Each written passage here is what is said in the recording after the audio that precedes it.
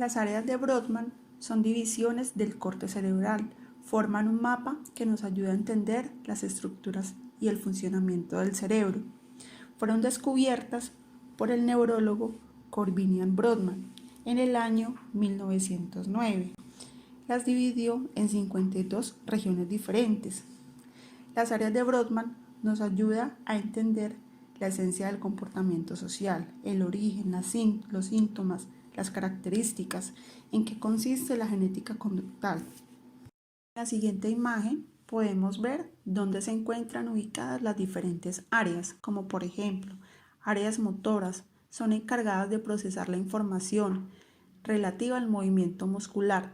Se relaciona con la generación, la coordinación, el mantenimiento y la finalización de los movimientos.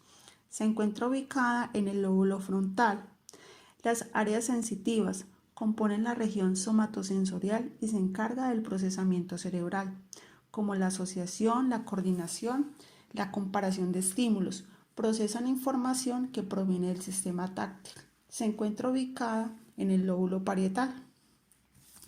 El área asociativa son áreas plurisensitivas capaces de asociar diversas sensaciones entre sí, como áreas de tipo motor, vinculada con el comportamiento, interpretación de experiencias sensitivas, que se encuentran ubicadas en el lóbulo occipital. Área premotora de Brodmann o área 6. Es el área 6 de Brodmann. Se caracteriza por tener un umbral de excitación alto. Se encarga de coordinar los movimientos involucrados en la postura. Además, influye en la organización de las secuencias de movimientos de los grandes grupos musculares. Su función es de almacenar programas de actividad motora que resultan en la experiencia pasada. Organiza movimientos en los que intervienen estímulos visuales, táctiles y auditivos. Su estimulación provoca movimientos como girar la cabeza, tronco y ojos. La lesión de la zona puede no ocasionar alteraciones relevantes, aunque puede generar torpeza en la realización de movimientos, alteraciones en la marcha, similares a un síndrome parkinsoniano. Área visual primaria de Brodmann. Es el área 17 de Brodmann. Se ubica en el lóbulo occipital, en la parte posterior del cerebro. Tiene como función procesamiento visual temprano, detección de la intensidad de la luz, detección de patrones, percepción del contorno, discriminación del color, atención visual, procesamiento de la información visoespacial, procesamiento de la orientación espacial, patrones de movimientos visual de rastreo. Si se presenta una lesión en esta área, se produce ceguera cortical. En general, las lesiones producidas en la corteza visual producirán alteraciones de la visión de algún tipo. Área somatosensorial primaria de Brodmann. Es el área 1, 2 y 3. Es la responsable de procesar y tratar la información de la naturaleza sensorial que procede de la dermis, los músculos y las articulaciones. Entre sus principales funciones tenemos que procesa las sensaciones de dolor, las sensaciones táctiles, las sensaciones térmicas y las sensaciones vibratorias.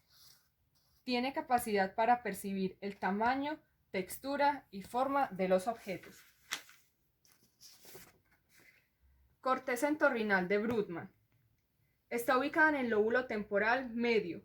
Se divide en dos regiones, medial y lateral. Es un importante centro de memoria y su función es la de actuar como centro de relevo o redistribución de información desde y hacia el hipocampo, que es una estructura fundamental en los diferentes tipos de memorias conscientes e inconscientes. El trastorno más conocido al tener una falla en esta zona es el Alzheimer, que es la pérdida de la memoria a corto y largo plazo. Y por último, la corteza piriforme de Brodmann. Es el área 27 de Brodmann. Se encuentra ubicada en la punta del lóbulo temporal.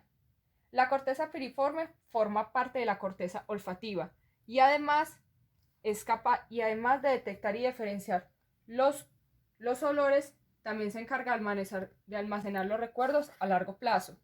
Como dato curioso, tenemos que este es uno de los primeros sistemas en diferenciarse y volverse funcional durante la etapa fetal. Continuemos con la exposición de las áreas de Brodmann. Área de Broca. Se localiza en el lóbulo frontal izquierdo al pie de la tercera circunvolución. Corresponde a las áreas 44 y 45. Las funciones de estas son la formulación verbal, morfosintaxis, que corresponde a la expresión y a la comprensión de estructuras sintácticas, y cumple un rol en el procesamiento de verbos. Además participa en la planificación y programación motora para la articulación del habla y también del lenguaje escrito. Área de Wernicke. Se localiza en el lóbulo temporal izquierdo, en la primera circunvolución temporal posterior, área 22 y 42. Sus funciones tienen que ver con la comprensión auditiva y el procesamiento de la selección del léxico. Área olfativa.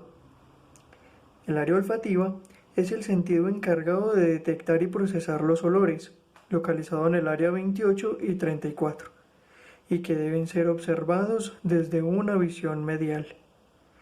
Relacionada con el área de asociación límbica, corteza entorrinal y entorrinal dorsal, los cuales se encuentran en la cara medial del lóbulo temporal. Cabe destacar que el proceso del olfato comienza desde la nariz, por tanto está relacionado con la irrigación, las ramas nasales laterales etmoidal, la arteria palatina mayor, las etmoidales anteriores, posteriores, la esfenopalatina y la nasal posterior. Este sistema sensorial es el más primitivo y el único conectado con el sistema límbico.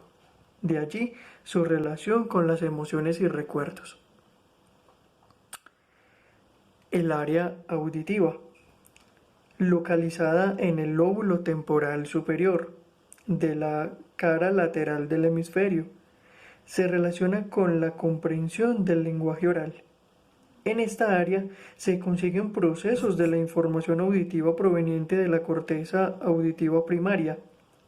Su función principal es la de la percepción del sonido, que llega desde los oídos.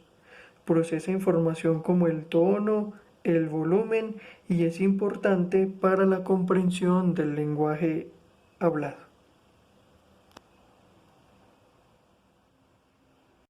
La afasia se define como una lesión cerebral. Se encuentra ubicada en el lóbulo frontal del cerebro y se considera como centro del lenguaje expresivo. El área de Broca tiene como función orden en las palabras en la oración. A esto se le llama sintaxis, integración semántica, planificación motora del lenguaje. La afasia es un trastorno de origen neurológico que implica la pérdida de la habilidad comunicativa. Es la incapacidad de la expresión o incomprensión del lenguaje. La afasia de Broca, también conocida como afasia de producción expresiva o motora, provoca en la persona dificultad moderada o severa en la comunicación. El trastorno de afasia de Broca afecta el lenguaje hablado. Lo más característico es que la persona no es capaz de expresarse de manera fluida ni de formar frases completas.